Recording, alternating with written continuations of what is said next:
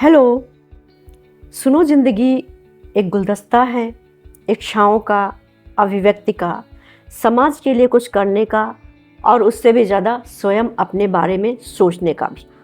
कई बार इच्छाएं ऐसी रह जाती हैं कि हम सोचते हैं अभी कर लेंगे, तभी कर लेंगे, नहीं कर पाते और यूं ही हमारी उम्र निकल जाती है।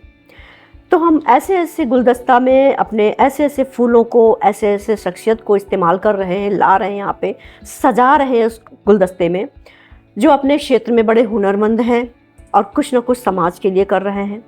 और सुनो, ज़िंदगी हंसाता भी है।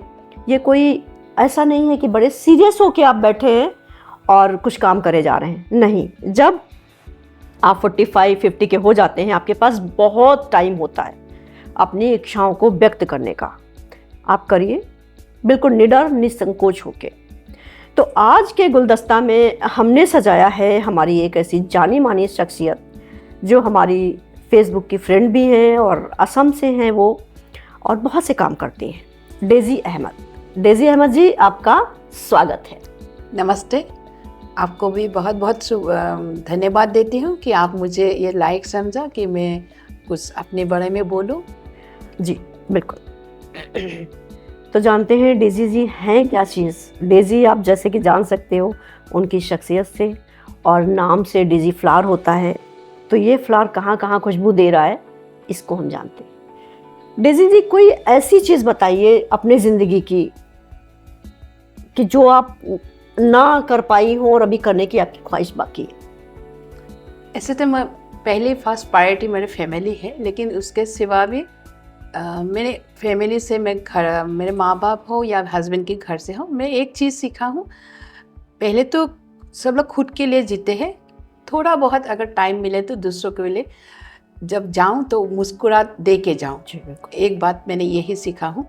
अभी मैं बहुत सारी इन्वॉल्व हूँ सोशल वर्क में, लेकिन चाहती हूँ ये थोड़ा बिग प्लेटफॉर्म में फैल जाए।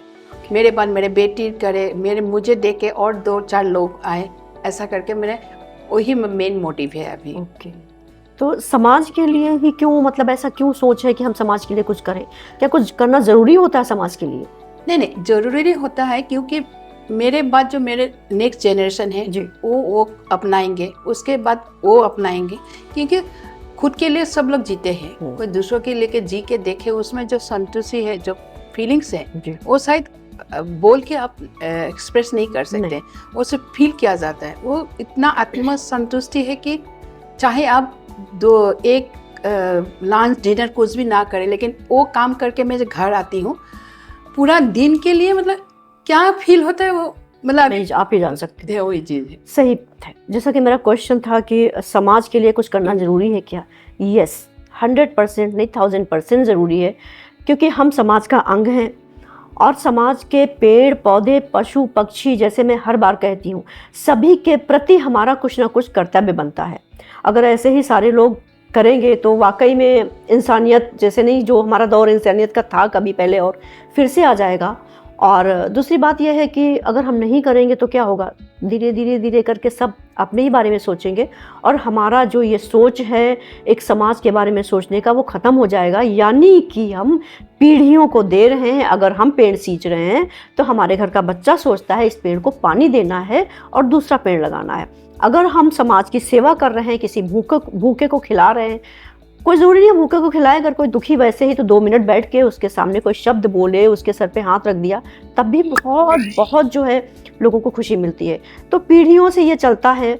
और डेज़ी जी, जैसे कभी आप ये सब काम करते हो तो कोई चीज़ें ऐसी तो नहीं, घर में लोग कहते हैं कि आपके घर में कि जैसे अरे क्या कर रही हो, क्यों टाइम वेस्ट कर रही हो, ऐसा करना क्या ज़रूरी है, ऐसा कुछ कहते हैं? एक्चुअली मैं तो कुकिंग के मेरे पैसन है। मैं कुकिंग के लिए बहुत आसाम से बाहर बहुत बार बाहर जाना होता है, कभी बॉम्बे, कभी दिल्ली, कभी फरीदाबाद, ऐसे घूमती हूँ। तो इसके लिए मैं इस मंच से मेरे फैमिली को थैंक्स कहना चाहती हूँ। मेरे हस्बैंड और मेरे जो है ननद जो है, मैं हमारे एक जॉइंट फैमिली है। हाँ, सभी लोग इतना मुझे मतलब तारीफ करते हैं और सब लोग आगे देते हैं। आप जाओ, हम देखेंगे घर। मेरे हस्बैंड, जो मैं कुकिंग के बोले, वो मेरे फर्स्ट टेस्टर होता है हर अच्छा। चीज़ में। ओके। और लाइफ में जब मैं पहला कंपटीशन किया था, उन्हीं की आइडिया से मैंने डिश बनाया, वो भी टेस्ट किया और उसी से मैं फर्स्ट प्राइज लेके आया अरे था। वाह। और मेरा बेटी तो हमेशा मुझे करते हैं सपोर्ट, अभी किसी पे आने जाने का टिकट विकेट होटल वोटल सब कुछ वो मतलब कर, तो मैं खुद प्राउड फील करती हूँ, हाँ मैं इनकी मम्मी हूँ, इनकी वाइफ हूँ, मुझे ऐसा एक फैमिली मिला। जब हम अपने घर से बड़े सक्षम होते हैं और सपोर्ट इतना ज़्यादा स्ट्रांग होता है तो हमारी बातों में और हमारी शख्सियत में झलकना वाजिब हो जाता है और दूर से दिखाई पड़ता है कि हम कितने खुश नसीब हैं। आप जो तारीफ़ कर रही हो वो आपके चेहरे पे झलक रहा है ना। तो मैं कहना चाहूँगी भाई, वाकई में जो लोग इस तरीके से जुड़े हैं, जिस तरीके से डेज़ी करती हैं, बहुत कुछ बातें भी हमें बताएंगी ये। तो घर के लोग ज़रूर इस तरीके से सपोर्ट करें तो हमें एक बहुत बड़ा सशक्त माध्यम मिल जाएगा कि जो मन से समाज के साथ जुड़ा है, घर के साथ जुड़ा है, और इस तरीके से पीढ़ियाँ दर पीढ़ियाँ एक जनरेशन बनती जाती है जो सोचती है, उसका भी सोच ऐसे ही होता जाता है। तो डेज़ी जी, अब ये बताएं, जैसे घर के लोग सपोर्ट करते हैं, सभी सब कुछ करते हैं, कुछ ऐसी बात बताइए कि जो ऐसा लगता है कि जैसे कि सुनो ज़िंदगी के बारे में है कि ये सिर्फ रुलाता ही नहीं है, किसी के दुखों के बारे में नहीं करता है, ये हंसी का कोई मौका कभी नहीं जाने देता है, चाहे फिसल जाए तब भी हम हंसे, झूला झूलते टाइम गिर जाए तब भी हम हंसे, और रोना नहीं है। रोना नहीं। तो ऐसा कोई क्षण आपको याद है ऐसा कि कभी आप हंसी हो, खूब हंसी हो? अब मैं मतलब पहले तो मैं खुद को बहुत प्यार करती हूँ। ये तो बहुत अच्छी बात है। ये मैं, क्योंकि जब खुद को प्यार करेंगे तब दूसरों को प्यार दे सकते हैं। हाँ, कभी कभी सबका लाइफ में अप्स डाउन होता है, तो मेरा अभी फेसबुक ऐसा है, फेसबुक ही सबकी लाइफ है, तो मेरा वो जो दुख है कभी किसी को कभी मैं दिखाती नहीं हूँ। सबको यही बोलती हूँ, जिस परिस्थिति हो उसको लेके आप आगे बढ़ो, क्योंकि किसी का रोना क्यों दिखाना है, जितना हो सके आप मुस्कुराओ और लोगों के वो मतलब आप मिसाल बनो कि देखो हम इस परिस्थिति में उसको लेके मैं आगे चल रही हूँ।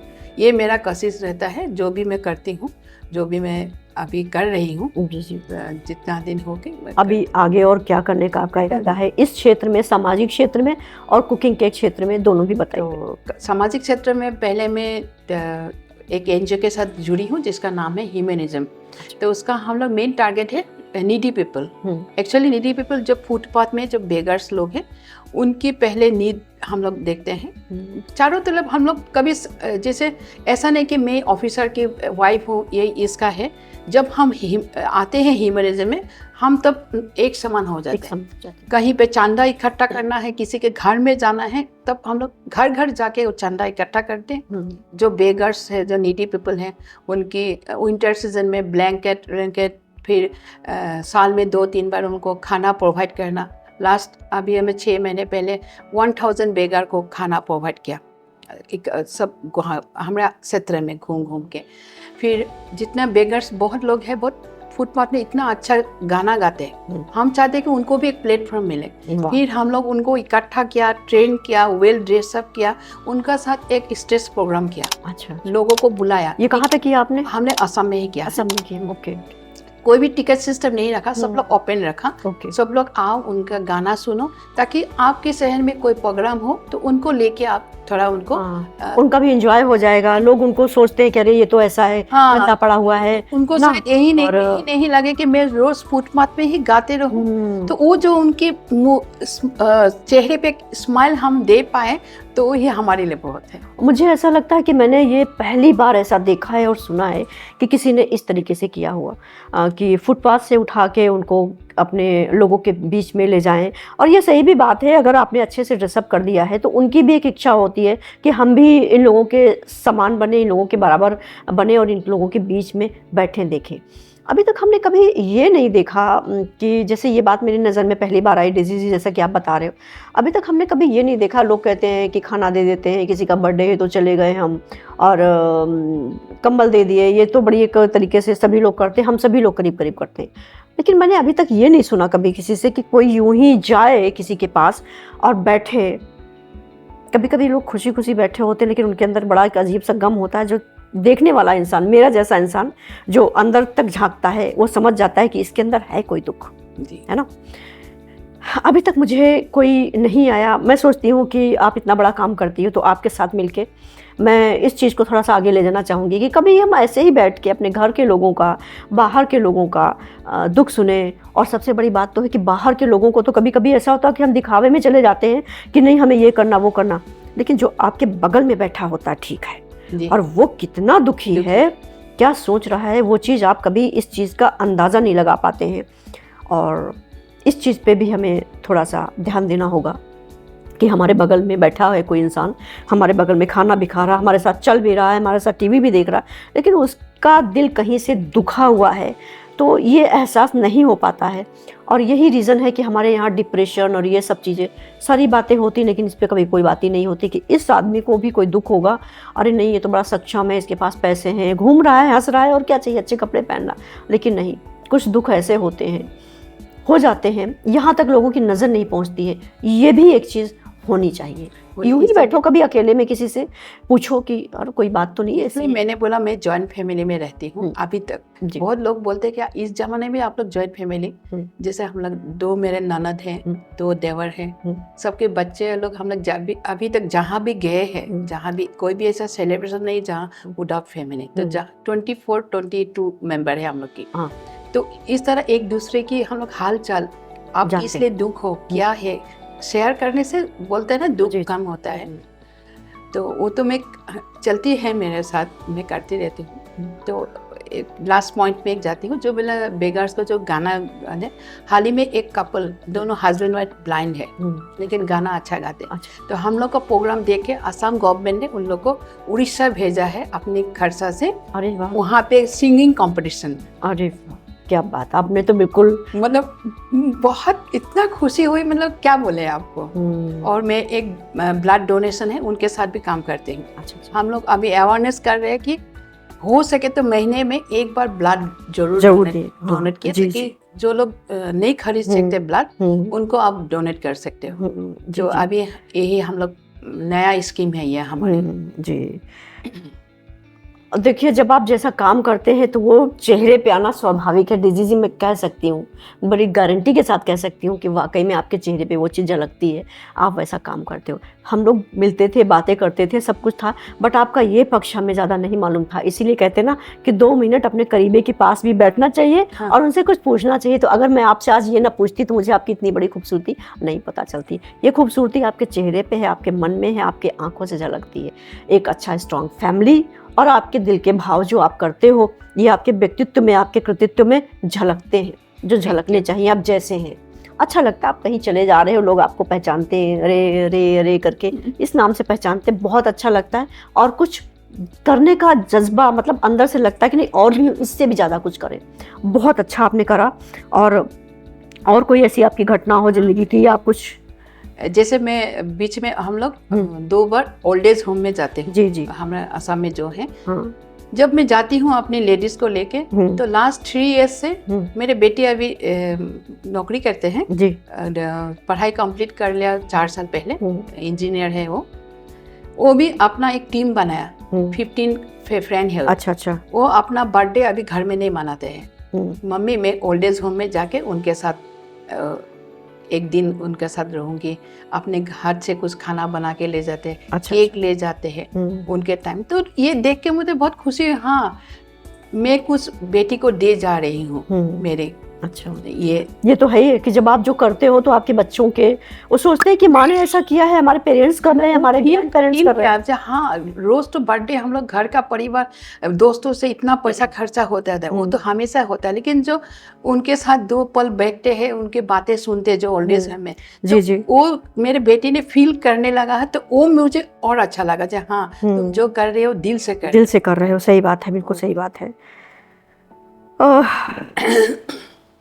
क्या कहूँ मैं, अपनी हर जो सीरीज़ मेरी नई होती है उसमें 4 लाइनें कहती हूँ।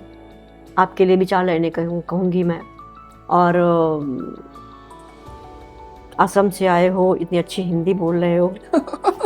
क्या बात है थोड़ा ना? तो थोड़ा सा अब देखिए ना, क्या लोग कहते हैं भाषाओं का, आप हिंदी बोल लेते हो, मैं असमी नहीं बोल पा रही हूँ। मुझे इस बात का बड़ा दुख हिंदी है। हमारे राष्ट्रीय भाषा राष्ट्रीय है। भाषा है, बट हमारी और भी भाषाएं हैं, तो मैं चाहूँगी अगली बार मुझे, वैसे मुझे बंगला, असमी, उड़िया आती हैं, बट वो रिटन में आती हैं, बोलने में थोड़ा सा, क्योंकि कोई मिलता ही नहीं है यहाँ तो पूरे टाइम हिंदी हिंदी बोलनी है ना? तो ये सब कुछ आती मुझे, लैंग्वेजेस, कई लैंग्वेजेस आती हैं। तो मैं कुछ 2 लाइनें आपके लिए कहना चाहूँगी। मैं कभी कभी लिखती भी हूँ थोड़ा बहुत।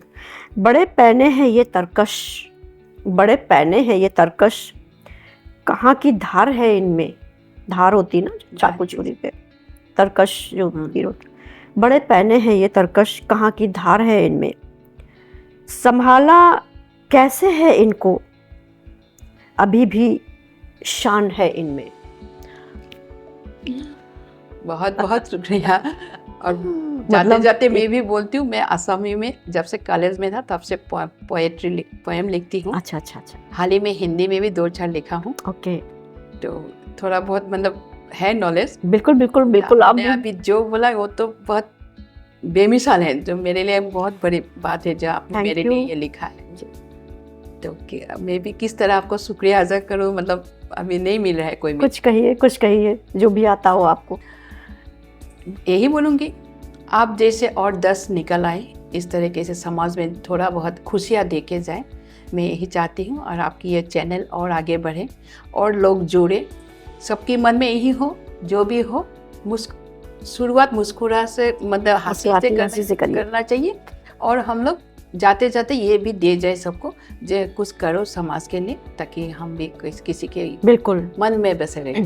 हम एक सामाजिक प्राणी हैं और समाज के प्रति हमारा दायित्व है, जब हमें टाइम मिले तब हम करेंगे। बिल्कुल, है ना? एस्पायरेटिव फैमिली है, बिल्कुल, लेकिन आपके पास टाइम होते हैं थोड़ा बहुत तक कर लेना चाहिए। बहुत अच्छा लगा आपसे मिलके, आपकी बातें सुन के, और सबसे बड़ी बात तो मुझे आपकी ये खूबसूरती पता ही नहीं थी कि आप इतने इतने बड़े काम करते हो। तो मिलते हैं आपसे फिर से, दोबारा कभी फिर से करूँगी। तो अभी हमारे पास आपको गिफ्ट देने के लिए एक मैम का अचार है। एक मैम है जो अचार बनाती हैं, उन्होंने मुझे एक गिफ्ट किए हुए हैं। मैं अपने सुनो ज़िंदगी वालों को, क्योंकि ज़्यादातर हमारी लेडीज़ ही होती हैं, ये काम आपको थैंक यू। सौंपती हूँ कि आप उनका अचार खाइए और कभी ज़रूरत पड़े तो मंगाइए। जी, थैंक यू। जी, शुक्रिया आपका।